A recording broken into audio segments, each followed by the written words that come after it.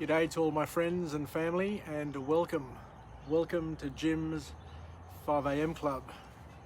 It's late in the afternoon. I'm just here at home in my front garden, surrounded by these beautiful blossoming bluey lilac sort of flowers. I think they're plumbago, but I could be mistaken. But welcome once again to Jim's 5 a.m. club, and thank you for joining me on this journey, a journey of discovery where we chat, we walk, we talk, we recline and have a chat about topics that are near and dear to our hearts. Today I want to indulge you, or if you want to indulge me, I want to just basically go through and talk about a book summary that I recently read. It's an awesome book summary, and I don't think I've ever come across a book where I haven't learned at least one thing. But every book is a treasure trove. It's other people's experience. It enables us to stand on others' shoulders. It enables us to gain experience without having to reinvent the wheel every time. And here's yet another opportunity to see where it will lead us. So the book that I want to talk about tonight is entitled So Good They Can't Ignore You. How good is that one? What a title. Some of these titles of books that people come up with are just unbelievable. They're creative, they're uplifting, and they're really special. So the author is Cal Newport, and I don't know where they came up with this title, but it's an awesome one. So it's all about being so good that they can't ignore you. Because we're all going through life, we're all competing for attention, we're competing for promotions, we're competing for opportunities, and dare I say, unfortunately, or fortunately, depending on how you look at it, that you really need to stand out in order to make a break and to make the most of your life. So the author kicks off with a very, very powerful point. A very powerful point indeed, something which surprised me. And we hear about people saying it's important for you to follow your passion. And if you do what you love, then you'll never have to work a day in your life. But according to this author, it couldn't be any further from the truth, because to follow your passion, they suggest, is terrible advice. And they go on to say that we lionize those who have the courage to follow their passion, and pity those who are conformists. So we go on and we talk a little bit more, and they use Apple and as an example, and they said that Apple wasn't necessarily an example of people living their passion and following their passion. It all began with a lucky break. And from that lucky break came opportunity, came hard work, came mastery, improvement, constant and never-ending improvement. And the author kind of suggests that passion comes later. You don't start with passion. Passion comes once you become a master, or once you start seeing notable results, that you start to love things even more than what you loved it when you first started. So I guess if we look around all our friends and family over the years, there are some people who are just born passionate, and other people who are more enrageous and start slow. They're shy. They have a number of challenges, but sooner or later, everybody grows up, everybody expands, and everybody, to a certain extent, lives their calling and expresses themselves more freely as they get older. For many years, people are confined and very conservative, but as you get older, then you start to realise that you don't need to worry about anything. You don't need to worry about what people say. Just do what you love and be good at what you do, and sooner or later you'll gain enjoyment and pleasure in life. So once again, let's just refocus and just reiterate that you become passionate because your passion grows with time. And they talk about different mindsets. They talk about the passionate mindset, but they also talk about the craftsman mindset, which is quite different. And the craftsman mindset is all about improvement. It's not about progress, it's about improvement. And the more you do, the more you improve, then the more you can do, and the more you can improve, until you get to the point where you become a master at your skill, a master at your trade, a master at your whatever you put your mind to. And the author gives everybody a strong and stern warning, saying that if you are not constantly improving, listen to this one here, young guys and girls, if you're not constantly improving, then you're being left behind.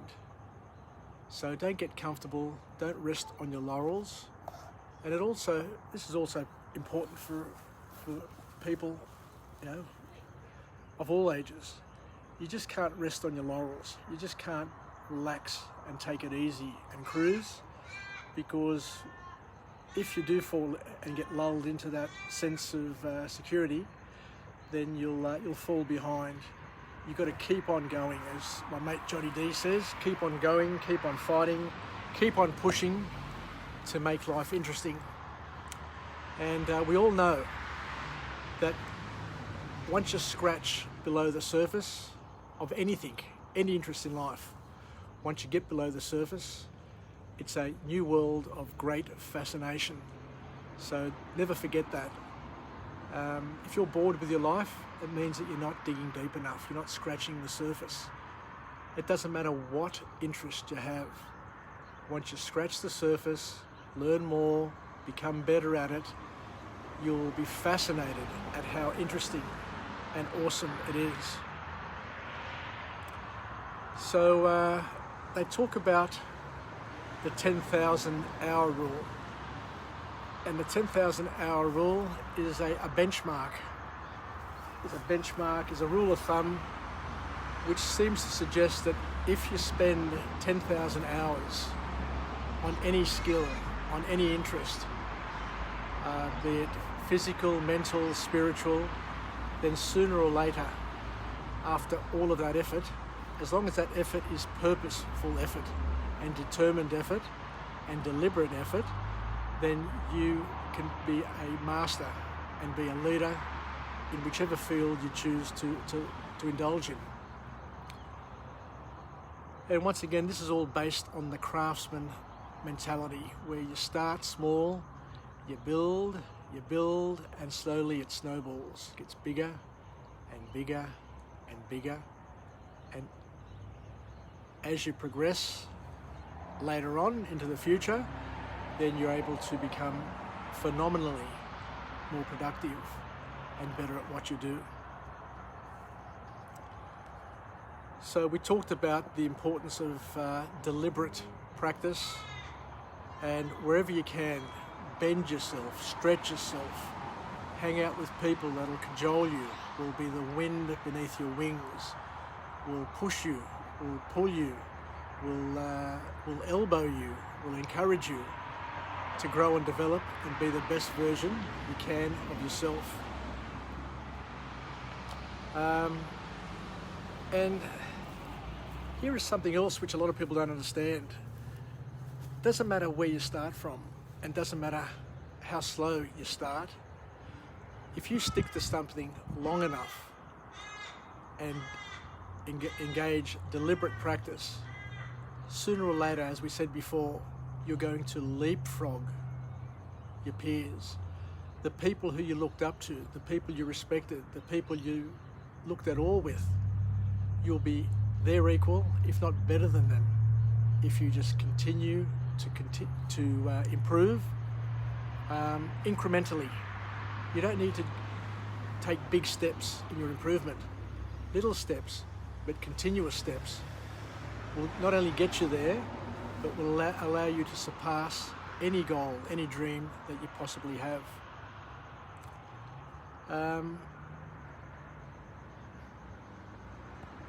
And I guess the final point that I want to make is that, as we said before, it's a mindset. You've got to enjoy life. You've got to enjoy everything you do. You've got to find enjoyment everywhere you are and make a difference. You need to be bold. You need to take massive action and deliberate action. But as we said, you just got to do it. You've got to have a plan, and you just got to do it. You've got to stick to it. Even though you're going to have holes along the road, you're going to have humps, you're going to have cliff faces, you're going to have so many challenges along the way. You just got to stick to it, and basically try and master whatever you're doing. You know, for people who are working in their careers, you know, if somebody told you that in order to be the best at what you're doing, that you need to work 80 hours a week for a number of years, you probably wouldn't do it. But the bottom line is that you need to put in effort. You need to put in hours of deliberate practice, of deliberate study, of deliberate activity in order to get to a point where you leapfrog, as we said, you leapfrog your peers and you become the leader in your field. So I think that's it. So getting back to this book again, the title is Be Good, that Be So Good That They Can't Ignore You.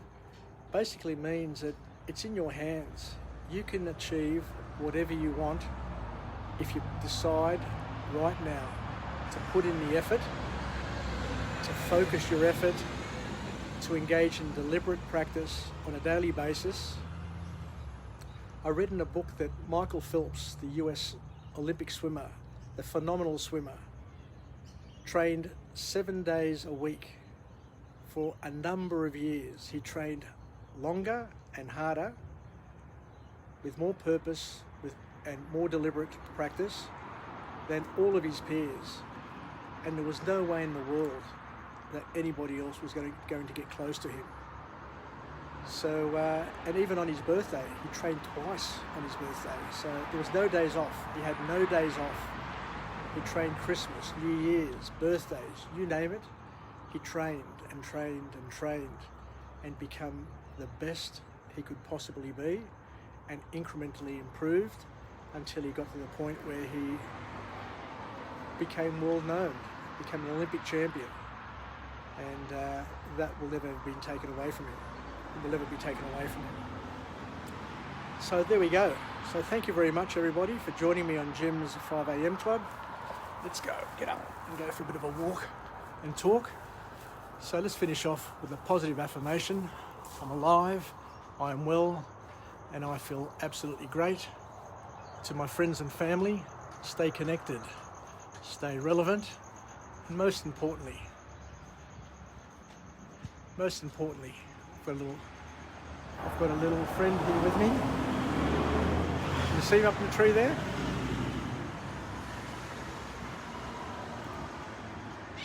Where is he? Here he is. Ο κύριος Παπαγάλος. Τον βλέπετε? He's up there somewhere. I can't see him from here. But he's there. There he is. Papagalos. Anyway, we'll finish off now. Thank you very much for joining me on Jim's 5 a.m. Club. and I'll come to you again tomorrow. Don't know where I'll pop up, but I'll pop up somewhere with another message, either a book summary, an observation. Who knows what I'll come up with tomorrow, but thank you once again for joining me. So sagapao, I love you, kisses, and take care. Until tomorrow, ciao for now, from Jim on Jim's 5am Club. Bye.